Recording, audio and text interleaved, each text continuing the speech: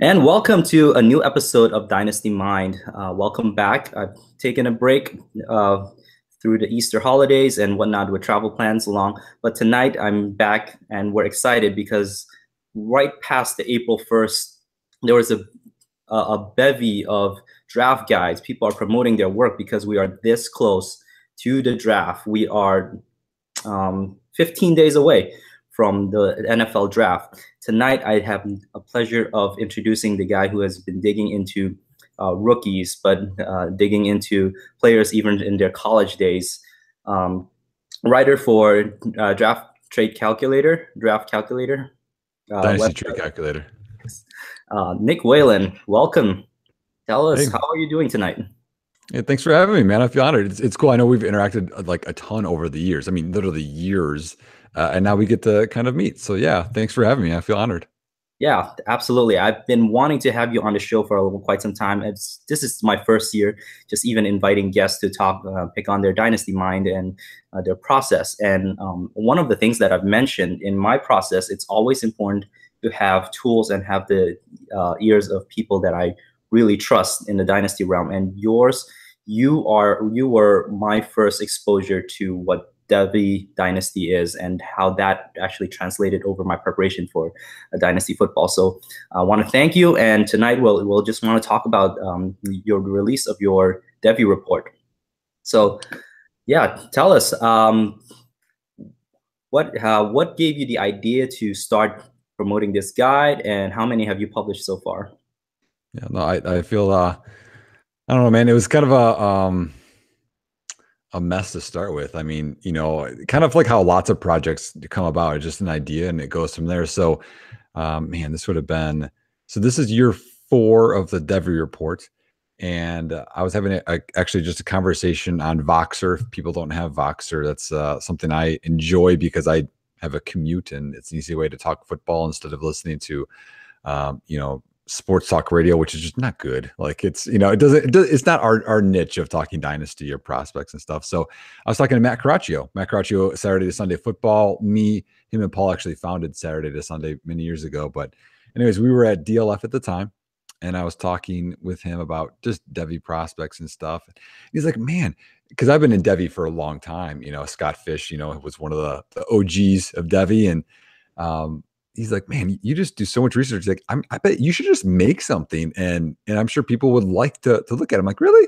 He's like, yeah. I'm like, okay, and I don't go anything, halfway. So I'm like, okay, I'm gonna make something. So just in the biggest fear I have with doing the Devy Report every year is I'm gonna like miss somebody, But at some point you have to have a cutoff, like just realistic. So, this is the first year. I'm like, okay, I just keep getting more and more prospects, more and more. And the first year it turned out to be 104 pages, and then every year it's continually gotten bigger and bigger. And but yeah, I guess it just started with an idea, and some people thought, okay, cool, I'll buy it, and it's just kind of went from there.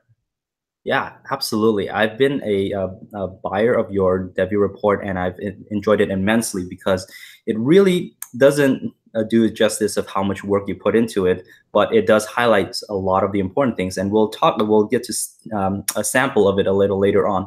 But through the years, you started with an idea. All of those names I'm very familiar with. Caraccio, Scott Fish, those were all the only people that were talking Devy back then, including yourself. And then it started growing, and we see over the last 2 to 3 years, people are like, "Oh man, I want to join the Devy League because I want to get this guy," way before my league mates know. And now it's become such a part of Dynasty. Even if you're not in a Devy League, you want to know, you want to have the information at hand. So through the years, you mentioned this is your 4th publication. What are some of the evolution you've seen in your publications? What have you added? What have you changed that you think that it's helpful for people to understand the information you're providing? Yeah, no, that's a good question, and I think part of it is me. I think you have to be very aware of your process and how you scout. I think that's really important. One very small thing, just with myself, and again, we all like love watching football, and we put all our time into it, and things like that. We all have biases, myself included. And one of the things that I am very cognizant of is I always watch prospects on multiple days because your mood that day may affect how you write up a guy. And then also you want to compare them against other guys. So like if I just watch, for instance, if I watch Saquon Barkley, right? And then I watch Zamir White. I'm like, man, Zamir White's a terrible athlete. Look at him. He's slow. He's not athletic. Well, compared to Barkley, no. But Barkley, here he is. He's older and he's much more developed. And then, White's, going to be a true freshman. So, you can't do that. So, but when you start looking at all those prospects as just their class, it's also good too. So yeah, I've kind of stumbled, or I've had holdups within my report because of things like that. So that's one part of the process. The other part over the years too is people like player comps. So I've been really trying to add player comps into there. With the caveat, it's not saying that that's their career arc, just kind of what they look like, kind of how they play. But that's nice because people like visuals, it kind of helps. And rankings too. People like rankings. So, and honestly, that's really hard. That's a really hard part of this. Like, you get through all of your player evals, and then you're like, man, is this guy, is he one higher than this guy or three? And then you get your list like, no, and then you just keep filling with them, and then you're like, man, 10 hours goes by. So, but yeah, that's a little bit of it. There's small things, but I think the biggest thing is just to realize that I think you always kind of have to be kind of hungry in terms of scouting and how you look at guys and realize that it's a process, and I can always improve how I look at a quarterback or how I look at a running back. And, that's how like this, like looking at other people's work and how they evaluate. I think that's really valuable just to be that sponge, Yeah, absolutely. And it shows into your work. I really appreciate the player comps.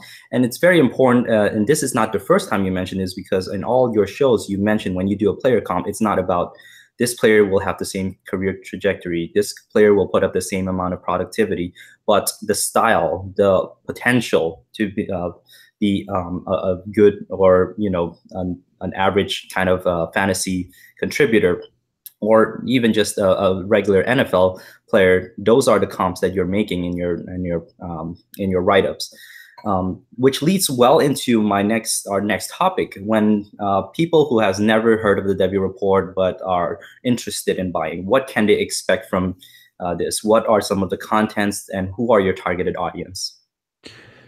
So Devy means developmental prospects. So there's some leagues where you can carry a college player throughout their career. So for instance, a long time ago, I got Todd Gurley after his freshman year, and I got to keep Todd Gurley until he went to the NFL. Then I got to pull him up on my roster when he was a rookie, and he carried me to titles last year. That's an example, I guess, of it paying off. Now again, I've also carried Darunny Wilson or some other guys. It hasn't gone so well, but that's kind of what it is. So you can carry this college guy if you can pick the right players, and it would help your fantasy team.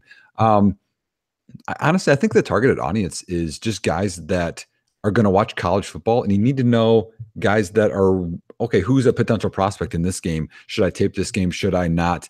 I don't think you necessarily have to be in a Devy league, but this is something I think that's very different. So my rankings are purely for fantasy football purposes. It's not for, are they going to be a good NFL player? Because there's a difference between being a good NFL player or being a good NFL contributor versus a fantasy football producer, because those are two different things. I don't care about blocking. You know what I mean? Like that would just, if you're on the field or not, and things like that. So when you look at rankings from like Rivals or 24/7 Sports, they're looking more at a football player versus a fantasy football contributor. So there's a big difference there. So I think, the guy just helps college football fans and people that like NFL or people that like fantasy in terms of, hey, who should I watch for in these games and who has potential? Yeah, absolutely. I think that's a very, very important distinction to make, because, some certain writers out there put out a report that, player is great at blocking, or it's perfect in pass protection. But, these things don't translate directly to fantasy. But you're putting in the work just to help people, translate some of those information, what will be useful for fantasy later on. So that is fantastic to kind of keep in mind. I have a sample here from last year that I'd like to show you guys what we are talking about. This is the Devy Report from 2017, and already we see a ranking just from Nick. Let's talk a little bit about this ranking here. How did you come about selecting these 30 players, and what has changed for you coming into this year? Yeah, basically it's on pure potential, and that's why right there at number 6, I have a true freshman coming in, and um, I think his potential was greater. And many times people in Devy leagues are wondering, hey, should I get guys that are going to be just draft eligible? Because there's a wait time that's included in there. But for me personally, I think that wait time doesn't matter, because if I could get a Saquon Barkley, me waiting 5 years doesn't matter, because getting that potential superstar means so much more. So that's kind of how I rank them. And some of those guys I would move down on my list right now. Obviously, Michael Pittman didn't develop as much. He got hurt. I know preseason that didn't help his outcome a little bit there. There's a few other ones. Trent Irwin is a guy I've always been high on, and he has not done it for me yet. So I'd move him down. But that's kind of how it is. It's such a different projection, Chris, because you have these are young players that are developing physically as well as their skill set. So, if you take a guy like Todd Gurley, for instance, he has developed his body over time. Or if you want to look at Saquon Barkley has become so much more athletic than he was as a freshman, than he is now. So that's just something that kind of happens over time. And so we're just projecting. I'm projecting how Cam Akers is going to develop physically, or how DeAndre Swift is going to develop physically. So yeah, so the rankings, I just gives people hopefully a snapshot of how I think they're going to project in terms of a fantasy potential, and if they wanted to draft them early. No, then that's a fantastic point to make. These things do change. But what I noticed, and this is really praiseworthy of your work, is a lot of hits. A lot of these players here that I see over the years, we're talking, we have no idea how they're going to come in through the NFL over the years, how they're going to perform in college, and we see a sharp drop off. If you've been playing in the Devy League like I have, it's really hard to find fantasy projections. And just looking at your rankings, even though there's some that may move down, or some that has become less touted, we still see that you are able to, I think more than half of your list are still guys that we want in the first, second round of the rookie draft coming in this year. So it helps us narrow down our focus. I know the college game, the college player pool is massive. People, if you don't know what I'm talking about, go play a Devy League, go play a college fantasy league. You'll find out that you'll get lost so easily into figure out which player are good and which player actually will translate those skills. So a lot of great work here. And as you can see from the list, it's broken down into positions. It's broken down by formats, the popular formats that are out there. Kind of a lot of work. What would you say it took for you to? How long would it take for you to develop a report like this? Oh man, it's a gross amount of work, Chris. I mean, and quite honestly, it's really unhealthy. I think that if people actually made a report like this, no matter if you agree or disagree, if your rankings are completely opposite of mine, the time that you put into it, you just be like, man, respect. Like no matter what, I think recently in the past couple of weeks, I promoted everybody's reports or anything that they have, and even if I don't agree with them, I'm just like, man, I know they grinded and put the time in. And it's evolved and gotten more and more. Last year, I want to say it was probably 550 hours worth of time. And then the graduates, this year was even more. So if we want to talk about that process at some point, but yeah, it's a lot of time and sacrifice. I mean, there's, one year I remember I stopped working out. I would wake up and work on it before work. Obviously I work on it late into the night, affects sleep. So it's really a grind, and I hope people appreciate it, because it affects my, my well-being. So I definitely will be one to appreciate, and I can understand some of the work. Even just writing an article takes time, but now you're writing a a massive, what was this one? This one's 178 pages, and this is last year. So Yeah. hats off to you, and the work that you're putting in. People, I think, should appreciate it. So coming back a little bit to talk about what are some of things that people can greatly, like if they want to use your guides, how can people benefit the most from it? Because I know certain people are just there to look at rankings, but that's not the full potential of your Devy guide. How can people benefit the most from buying your guide? Honestly, I think it's just information purely, and that was part of it initially. Was if you go to ESPN, cool, you can get their stats and maybe some sizes, but then maybe their size is different. Then you look at I don't know Wikipedia, or you go to CBS Sports or Yahoo, and you're trying to pull all this stuff, and oh wait, what was their Spark combine from high school, and then now I got to go and try and watch film on these guys, and what's that like? I just kind of try to comprise all of that information into one area, so you don't have to keep looking everywhere. Now again, you can agree disagree on the film part, but the other part is just factual. So if you're like, hey, I'm curious, what is Barkley's stats versus Geiss's stats, and you can just look at it on scroll, and it's 2 pages, it's all right there. And that's one part. It's a time saver. I mean honestly, that's what it is. You can look at the film yourself, but at least I would give you a baseline of what my thoughts were on film and stats. And so if you for the price of I don't know a value meal and a Starbucks coffee, or however you want to put it, I saved you hundreds of hours of time. That's basically kind of how I look at it. And then you can go and you still can read what I have, then look at maybe a couple, you could look at highlights, a couple of games, and then be like, okay, I have a real good feel for what this player is like. Now, again, their game could change. And I talk about that sometimes. I'm like, hey, they need to develop this part of their game, which sometimes they do. So for instance, I remember years ago, and this is before the Devy Report, but still, Mike Evans didn't play as physical until his last year at Texas A&M.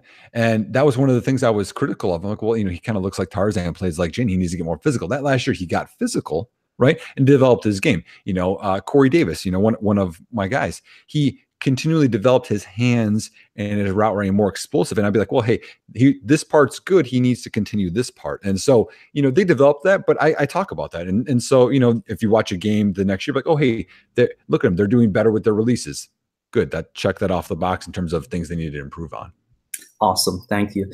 And that is things that people need to keep in mind. But the information, like you mentioned, is all there for you. And Nick has done a wonderful job and putting all that hour that you could have spent. Now you can just find the information. You can cross-check yourself. You can check in yourself and see if you agree or if you would like to challenge some of the points. But again, players do grow, and this is a fantastic way to help you narrow down your pool of players that you want to focus on. So thank you again so much for tonight. Please tell us where can we find your work? And you mentioned it is a value. It is the cost of a value meal. So tell us how much it costs, and when do you hope to have a release date? I know the graduate part is already released, and I already have that. Yeah. So the graduates is and that kind of came about because people were wondering what my final rankings were. I'm like, well, that's kind of unfair. I'm making, I'm following these guys from. I'm watching high school film, literally I am. And then, they're for their freshman year, their sophomore year. Then I'm not following their last year or last couple of years and letting people know what I really think. So that's kind of why I made the graduates. So that's going to be purely just like a rookie report. So that's already out. They came out just for the combine, 128 pages, I believe. That's $10. So you can go to the devyreport.com/content/store, and that you can buy everything there, or go to the devyreport.com. And you read about it a little bit if you'd like. So that's $10. The Devy Report is not released yet. That is a grind. Honestly, right now, it's really tough because it's just so much more time. So I think I put about 700 hours into the graduates, and the Devy Report be another 500-600 hours. So I'm honestly thinking about pushing that out, Chris, to August 1 as a start date to release. If it gets out before then, it will. But I need to kind of live a healthy lifestyle here for a little bit, or I'm not going to make it. So so that's kind of what my goal is. if people want to buy a combination package, it's $18. So both of them are 10, and then you can buy the combo for 18 and, you know, save a couple of bucks. Yeah, excellent. See, people, we're talking 700 plus hours, and all of that can be for you if you just skip 3 days of Starbucks. That's it. Starbucks is massively expensive. People didn't know that, but 3 days, we're talking, you know, and that is a lot of work, and we really appreciate you. We want you to live a healthy life, Nick. We want you to continue being able to grind something that you love.